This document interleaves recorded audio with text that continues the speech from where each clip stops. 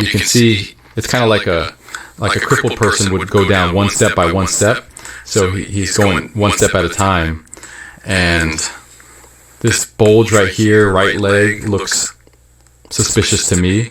I think the rifle could be coming, like the barrel could be coming down his leg and poking out the back right here. It's for sure not in his backpack, that's for sure. And he has the rifle, so it's got to be somewhere in there.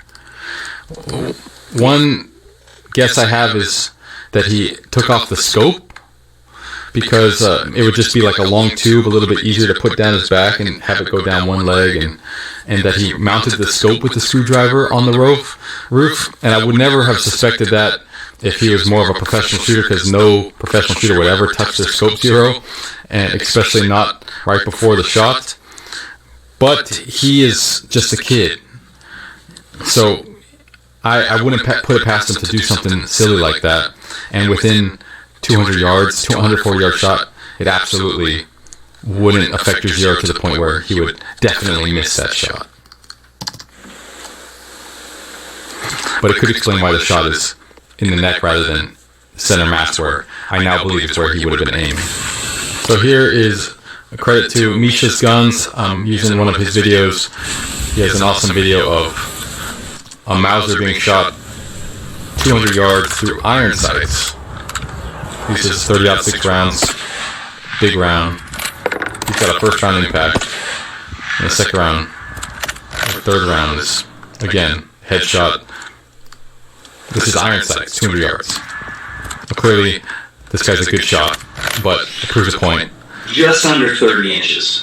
This is a video from Matt Kester that I'm using to demonstrate how he could have possibly concealed it. So he breaks down the rifle, and he demonstrates how you can put it down your pant leg. And that's half the rifle. And then he's walking. You can see a little bit of printing from the barrel there on. And it's similar, right? So this is a demonstration of putting together a Mauser. How quick you could assemble it. Screw. And then we know from reports that there was a screwdriver recovered.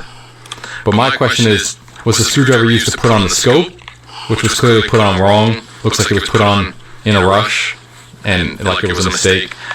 Or was that scope being mounted wrong from the drop of the fall of him falling off the roof? And did he use the screwdriver to assemble the gun like this? Bolt going in. So either way, you can see it's kind of like a crippled person would go down one step by one step. So he's going one step at a time. And here's our cover area right here behind the wall. Presumably he could have done that behind the wall here. So he would have limped up the stairs, waited here, hopped the wall, put it together, ran it up across a roof to his final firing position, put his bag down with all of his clothes and his towel to make a gun rest, put his gun on there, and then took the shot, and then ran over here and took off towards the neighborhood. Here is where I'm glad Matt Kester made a video, because when I looked at this before, I could clearly see there's something stiff here, where people were saying that's just a towel, that's a hoodie. Well, hoodies don't point straight up like that.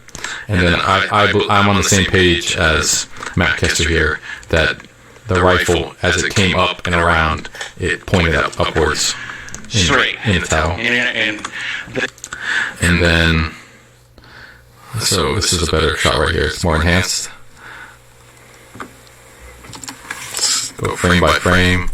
That, to me, it clearly looks like a stiff, straight object, which of course would be the Mauser, which is fully assembled still.